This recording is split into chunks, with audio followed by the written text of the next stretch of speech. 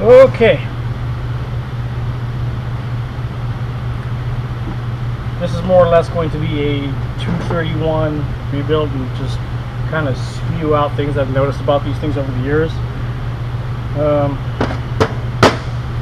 I guess I can start with the detent in here. Really no reason to ever pull it out unless you break it, and I have never ever seen one broken. All that's in here is this cap, a spring, and a check ball that acts as a detent for the shifter actuator here. This is an earlier 231. It's an earlier 23 spline 231, and the reason, the way you can tell it's an earlier 231 is this switch valve right here, and the only thing that this is for the actuating of the CAD, the center axle disconnect on a Dana 30. So you have engine vacuum coming in one way and then out to a diaphragm which actuated the little slide action deal to engage the axle shaft on a Dana 30. So depending on where this little button here, I'm not sure how well you can see that, the little button down in there pushes down against the diaphragm here, changes which way the direction of the vacuum goes, and it also sends, I believe, a signal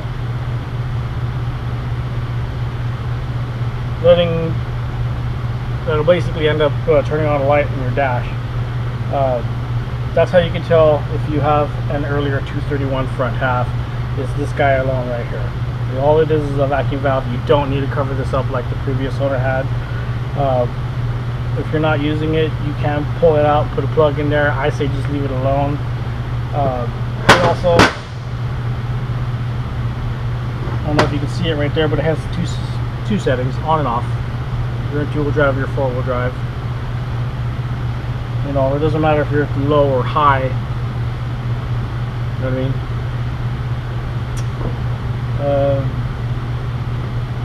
This is what they would call a 231 long snout because it was backed up to a manual transmission. The input shaft sticks out a little bit more. Obviously this one is gone because I'll get to that later. The only differences I've ever noticed, the only other differences I've ever noticed in the front of a 231 is the C, D, and J bolt pattern. Chevy's is different, Dodge's is different. I think Dodge uses the same as Jeep. There is a bearing in here. It is the front output support bearing. The snap ring is on this side, so if you need to service this bearing, you don't have to pull the transfer case out and apart to replace the bearing. Pain to do, but you can do it. The seal comes out this way, snap ring out this way, bearing out this way. Let's see here, what else? This little pocket here is where the magnet sits. Always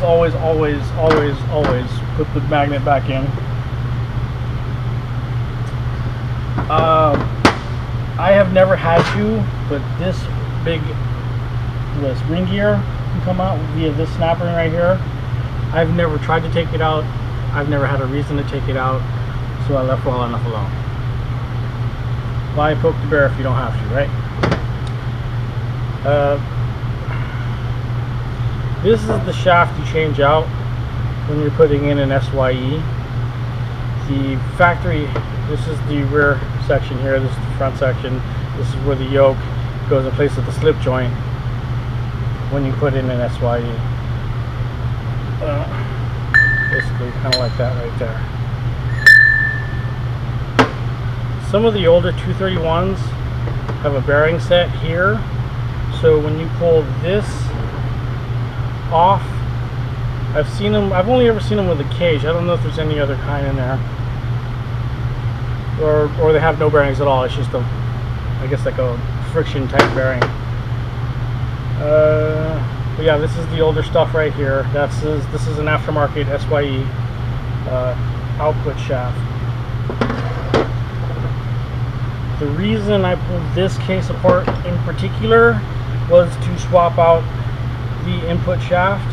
This is aftermarket advanced adapters 27 spline 231 input shaft for a 95 and earlier 231.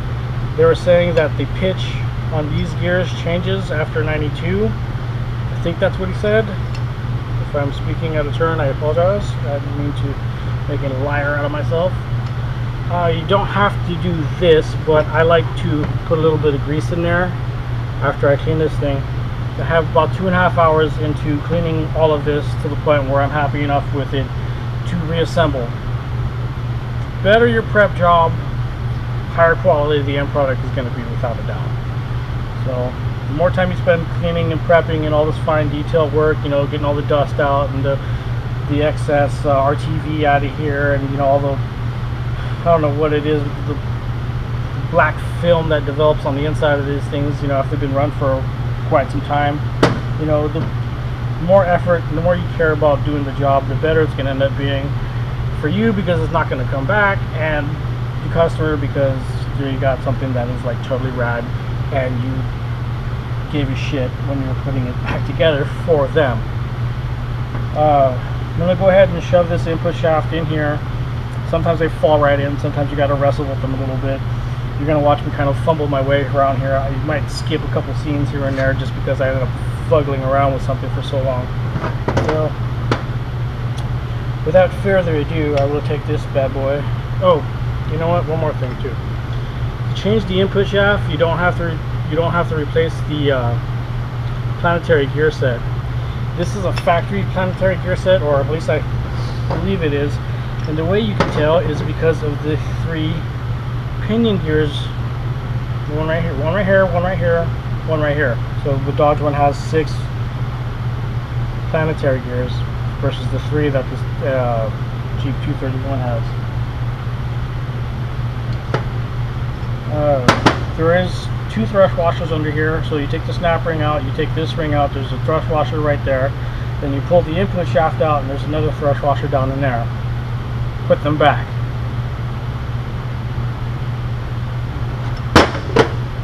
That's all I got to say about that. This bearing is held in by a snap ring right here, and there's a groove inside of the bearing that holds it in place, and then there's a lip right here. So snap ring keeps it from coming out this way, the lip on the other side keeps it from going back the other way. Oh, back to this detent. If for whatever reason you do ever end up taking it out, put it right back on there, because if you lose it, these things are year specific and they don't acknowledge that in the SFMs and parts catalogs. So if you went to a dealership and you gave them a VIN to your car and you told them you needed this part, good luck, buddy, it don't exist. This shift lever is actually specific to a YJ. Cherokee guys can use this to change up or build their own shifter mechanism, get rid of the Z pattern deal that sucks. This is a good upgrade for Cherokee guys. Or this is one of the hard parts you would need to convert to your shifter system. I think I wasted a ton of time talking about just the front half of this transfer case. I think I've covered it all. I talked about the shifter, didn't I? Yeah, a little bit. So this one right here is for the low-high range. So this will pull it in and out of the planetary gear set, changing the ratio, giving you either the 1-to-1 or the 2.7 to 1, 2.6, 2.7, I forget. Well, the way that works is you have this guy right here, moves this guy right here. So this goes down in here like this. Low range, high range. This rides in this, pulls it in and out. This rides on this. This moves up and down. This little tit right here rides inside of here. So as this moves forward and back, this will move this up and down, engaging high and low range. Simple enough. Alright, I'm going to put this thing in. I don't see why I can't. Oh.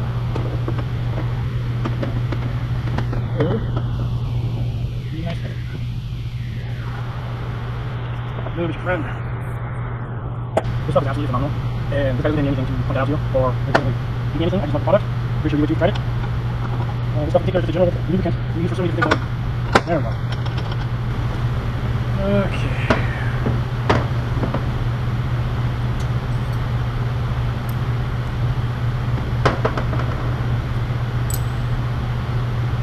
When you have this 231 in particular, 4 snap rings in it. These two are exactly the same. These two, just a hair different. It's kind of hard to see. The smaller one is for your main shaft there, or output shaft. This one is to hold the input shaft against the input bearing.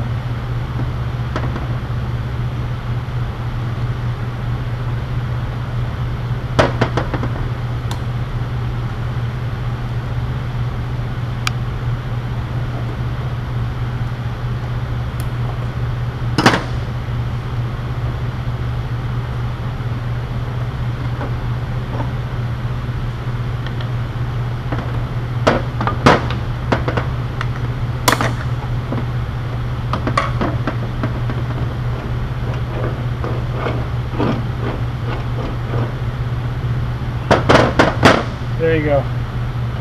When you got these things, when you're working on them, just take a second and just kind of play DJ, see how that bearing feels. Absolutely smooth when lubed is ideal. You don't want to see any pitting on there, nothing broken, and everything accounted for. Other than that, that's pretty much what I go by for these bearings in particular.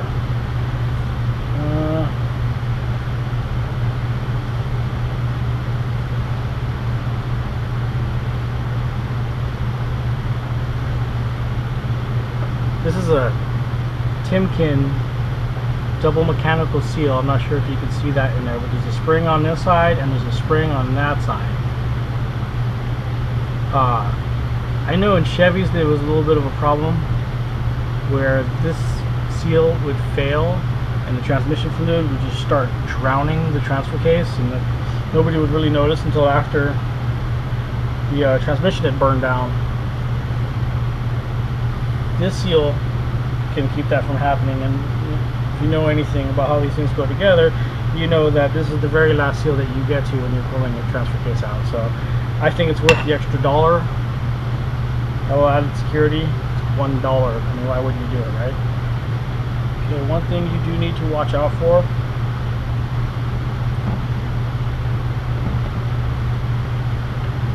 You gotta make sure that you clock this little peak here to that right there. It's a feed hole.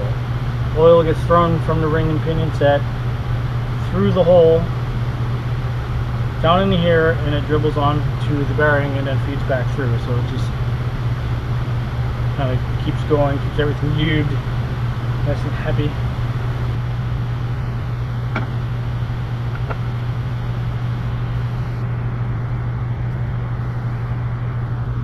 I have to kill this thing, but got the touch on the inside.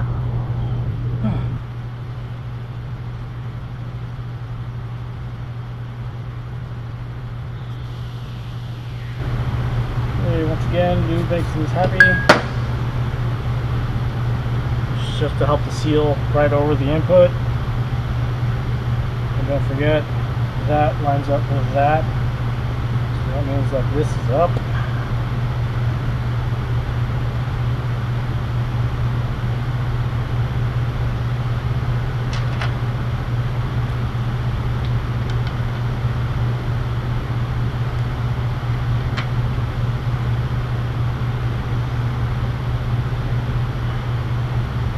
These 4 bolts are the same size and pitch as the 5 bolts that hold the output, just to help the seal right over the input. And don't forget, that lines up with that. So that means that this is up.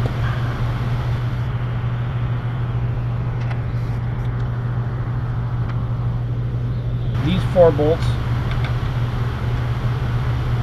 are the same size and pitch as the 5 bolts that hold the output housing on.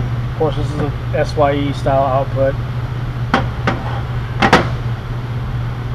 The other kind is a slip yoke. It's the same thing, bolts on the same way.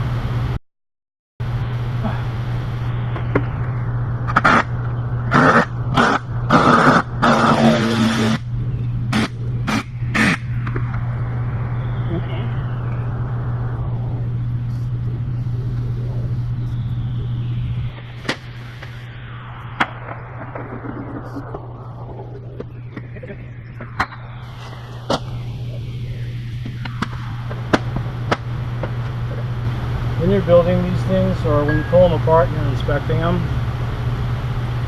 there's these little, I don't know, sliders or wear protectors or whatever the hell they are called. They go on like that.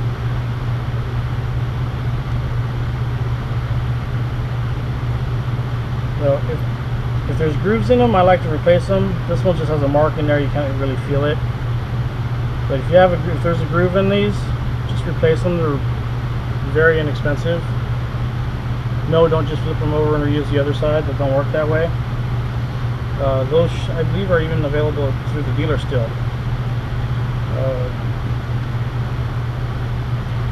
One of the things I like to do, a little grease.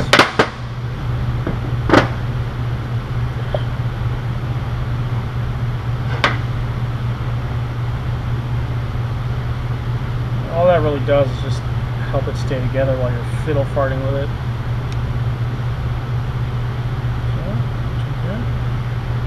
So, a little dab-a-doo.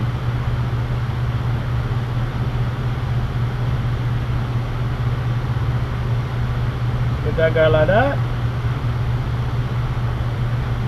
Put that guy like that. And then, dude.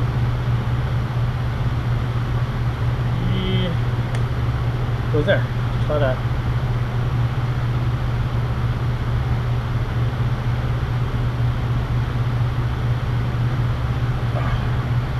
Okay. Same thing for this guy. This is the one we just talked about a few minutes ago. This is the high-low, low-high selector.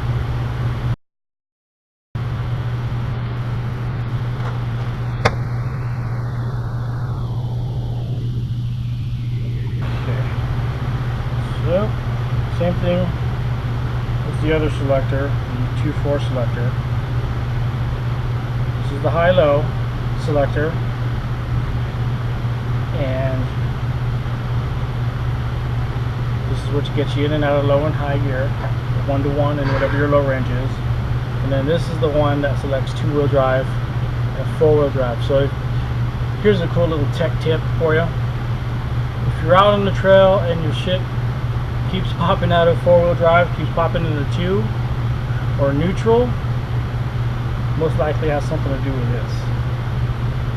That is, of course, as long, you know, if your shifter linkage is healthy. And I don't know how many of you have ever noticed that these 231s, I don't know if you ever noticed, but these 231s, they like to crunch when you put your car in park. So you're out on the trail and you're going to stop for a second, you're in low and decide to get out. Put it and throw it in park and you're crunch as you're putting it in park. That is absolutely normal. It's just the way these things are. Okay. One of the things to look for too when you've got these things apart is you want to look at most often the engaging side of the selector.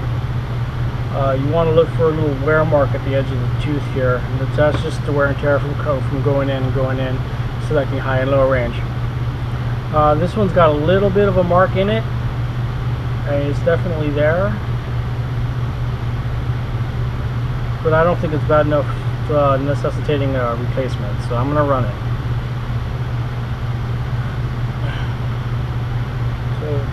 goes there like that. That drops down in there like that. A little tang on the end of it here goes inside of this slot right here. I don't know if it...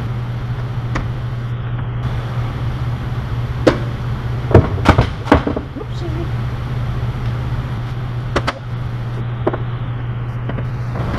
Okay.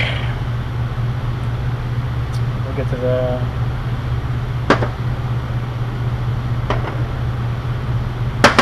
Okay. Here's your chain. Your chain rides on here. This works very similar to a manual transmission. And the reason what makes it similar to a manual transmission is the shifting mechanism is the same. That's why you can shift these on the fly. So, this is your selector. This is your 2-4 selector. Okay. So you're in 2-wheel drive, you decide you're going to hit 4, you grab that lever and boom, you're going to hit it. So there's little teeth in here that come to points, right? So what starts to happen is you move all this forward and it puts pressure on it. It slows this ring down, okay? Yeah, it's pushed together a little tight. But it's a conical shape in there, okay? So when you push these two together, what happens is this starts to slow this down and it starts to time these two pieces together, okay? So it engages that right there. By the time it's engaged like that, this piece and this piece are moving pretty much at the same speed, allowing this collar to slide right over those teeth right there, engaging 4-wheel drive. That's how that works. Now, let's put it together. It's pretty simple.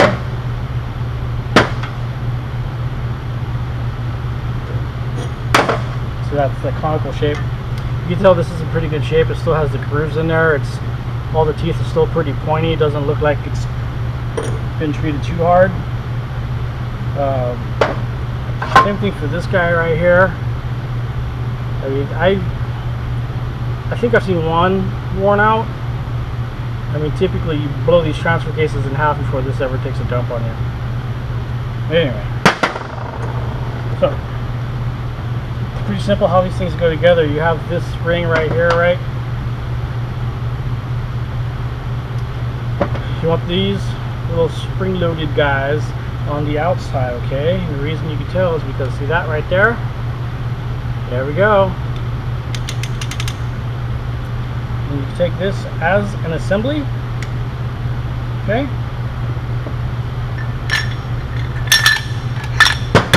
Bam! And you take your trusty handy-dandy snap ring.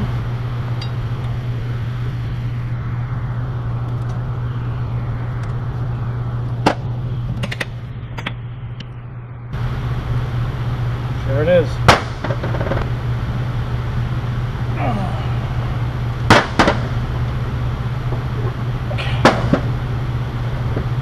Okay, now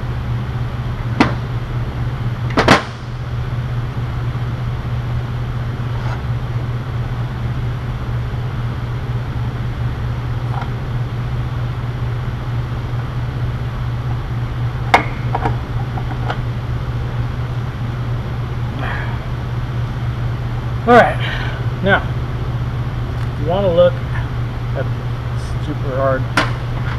You want to look at the inside of the chain here, and you kind of want to see if there's any like imperfections in there. That's pretty much it. You like to use the colored chain or as a indicator or a tool to remember which orientation the chain goes. If you get it backwards, they go kablooey. Not cool? That's when, I'm sure you've seen the picture where this half of the transfer case is broken off. Typically that's what happens. The chain either stretches and beats the hell out of there, or it's a lack of maintenance and they just had no fluid in the thing, it got hot, something said no more, and kaboom. Another way to, I'm show you guys how to drop this thing in here. On this one in particular, I know that this colored link right here is the front. So put that bad boy in here like this. Okay. And put this guy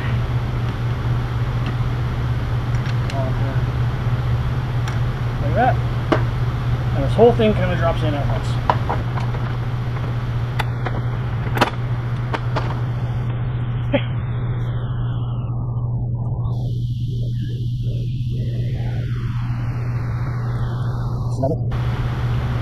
Oil pickup. It has an oil pump in it. That is the oil pump, and it does matter if it goes in like this or like this. This is a positive displacement type pump, so it does pump out a predetermined amount of oil per revolution. How much that is, I don't know, but I do know it is that. Price up this stuff I like it as well. Inexpensive, cheap, I love it.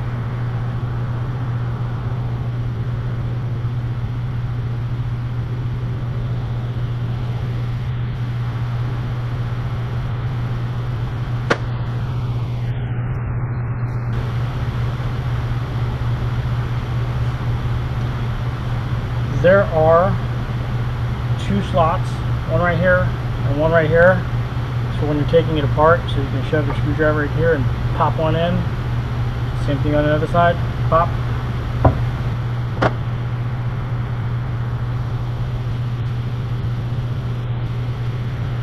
My position is part of the best RTD job I've ever seen. I'm not going to get that before in my life. I'll try.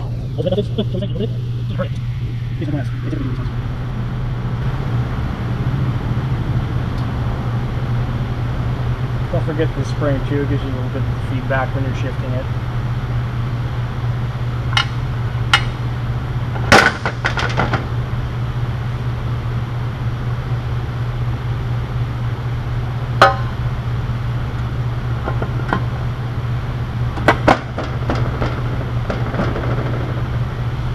Look at that.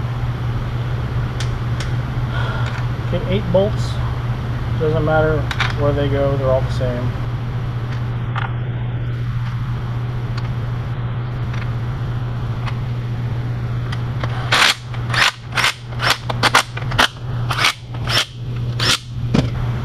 The O-ring's still in there.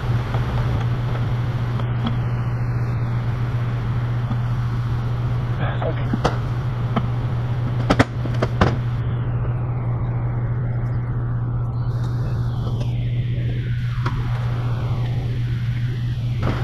Okay, I don't know how much of that you gathered. Once you put the pump on here, it's kind of a pain to get the pickup tube into the pump. The two things that I use to get it done is first I used the pick, kind of pressed up against the shaft, the output shaft, and moved it away, and got the pick underneath the lip of the pickup tube and kind of got it close to where I needed it. Then I used this to pry the tube into the pump.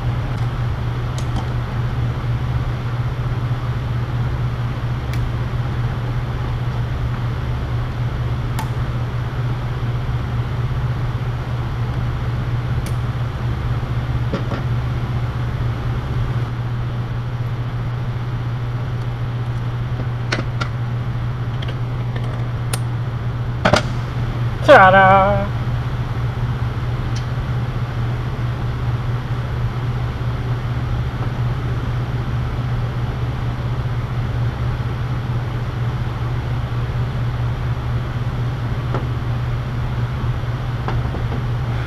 Okay.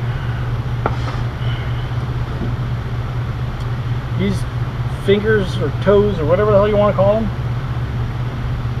they all have their own spot. Here. You take that and flop it over, these little tangs will fit right in them little slots. You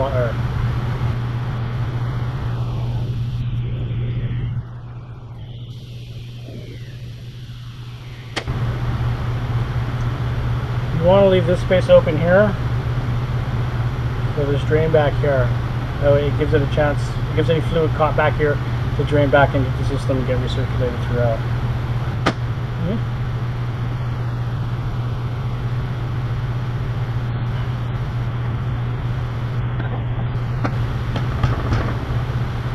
Okay, again, 5 bolts. These are the same as the front pinion support.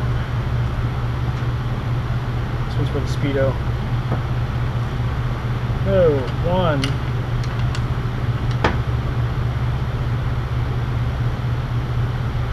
There it goes. 1, 2, 3, 4, 5.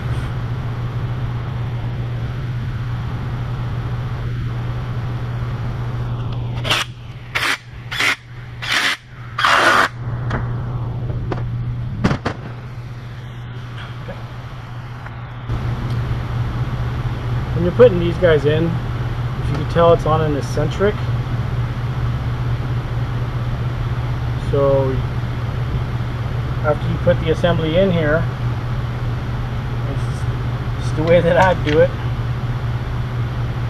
Take it so that the gear's kind of far away from the driven gear. A little bit of lube makes things happy.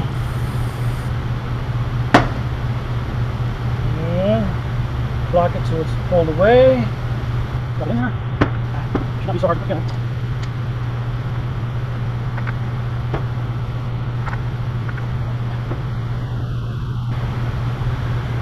Alright.